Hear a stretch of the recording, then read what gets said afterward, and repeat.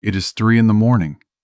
You are awake, not the kind of awake that means anything is wrong, the kind that means everything has finally gone quiet enough for you to hear yourself.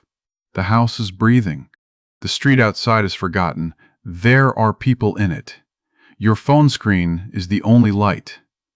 And for the first time today, maybe for the first time this week, you feel like a person again. Not the version of yourself that answered messages at lunch, not the version that nodded in the meeting, not the version that smiled at the cashier. You. The actual one. You have probably noticed this and not known what to do with it. You have probably called it a problem. Insomnia, bad sleep hygiene, screen addiction, a discipline issue.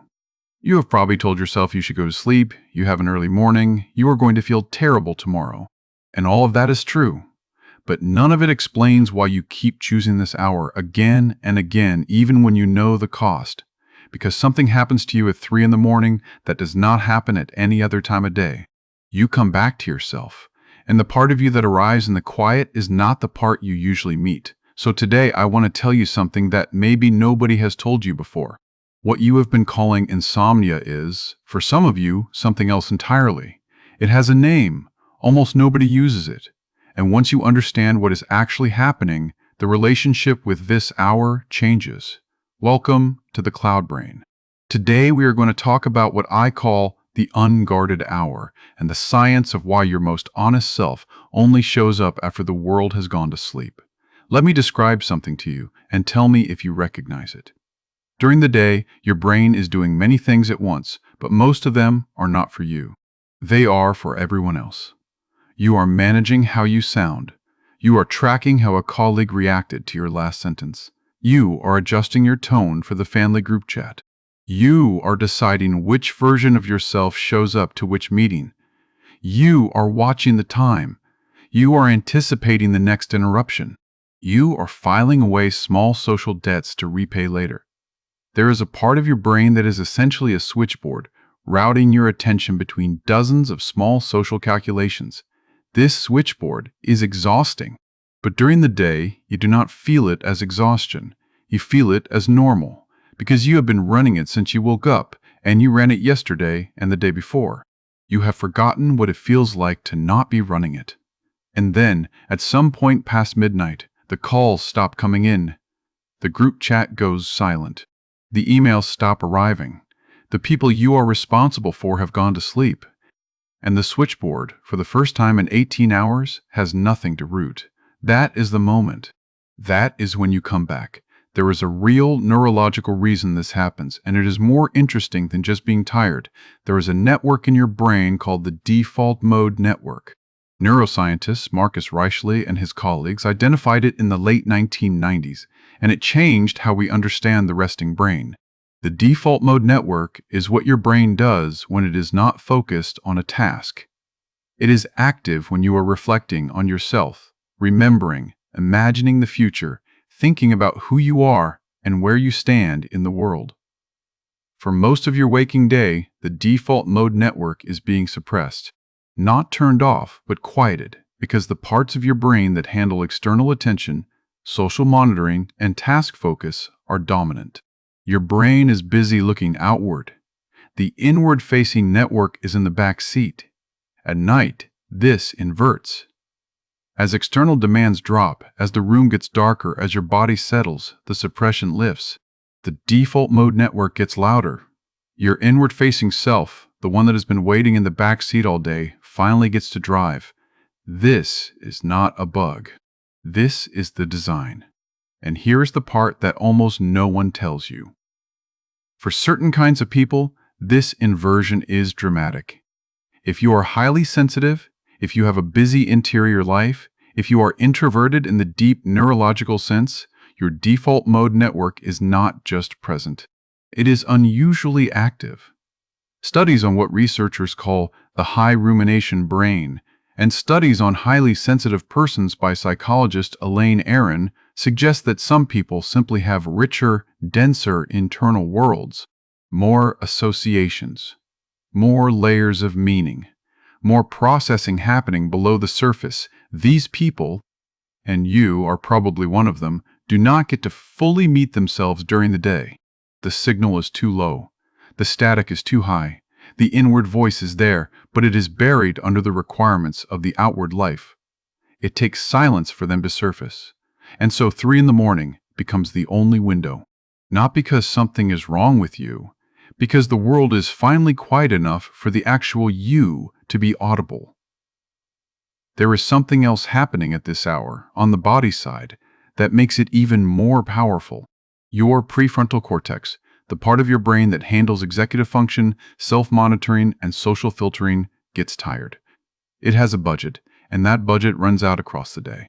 By 3 in the morning, the prefrontal cortex is operating at a fraction of its daytime capacity. This sounds like a problem. It is actually the gift. Because the prefrontal cortex is also what edits you. It is the part that, all day, has been deciding what you can say out loud, what you can think safely, what you can admit even to yourself. It is the part that maintains the curated version. When it gets tired, the curation drops. Not into chaos, into honesty. This is why at 3 in the morning you can suddenly feel something you have been refusing to feel for months. This is why old memories arrive uninvited. This is why you write the message you would never send. This is why you cry about something you thought you were over. This is why you finally know what you actually want to do with your life, only to lose the certainty by breakfast. You are not malfunctioning. The editor has gone home. You are reading the unedited manuscript. And let me be careful here because I want to say this clearly. This is not happening to everyone the same way. There are people who go to sleep at 10 and wake up at 6 and feel essentially the same person from one end of the day to the other. Their inward life and their outward life are not at war. The volume between them is not extreme. Those people exist, and they are not the audience for what I'm telling you. You, watching this, are probably not that. You probably have a particular kind of nervous system, sensitive, highly associative, built for depth more than for speed, built to notice, built to absorb, built to process for hours after a small interaction. And nervous systems like yours pay a different tax during the day and earn a different kind of return at night. The world is not built for nervous systems like yours. It is built for people who can flatten themselves across a workday and not lose anything important. You cannot do that. When you flatten yourself, things go missing. And the only time you get to check what went missing is the unguarded hour. But living this way costs something, and it is important to name what it costs. You are tired in a way that your friends do not understand. You have tried to explain it, and the words come out wrong. You have been told you have bad habits, that you are anxious, that you need a routine, that you need to put your phone down, that you need to meditate. Some of that may be true. Most of it misses the point. The point is that you have an inward life that is too rich to be lived only at 3 in the morning. You have been forced into a schedule that gives you 15 minutes of yourself per day, and you have been taking it in stolen darkness because there is nowhere else to put it. You are not addicted to staying up. You are starving for solitude, and the only buffet that opens for you is this one, so you keep coming back. Not because you have no discipline, because you have no other access. This is not a character flaw. This is a system that never received the right instruction manual. I want to give you a framework that might change how you see what is happening at this hour.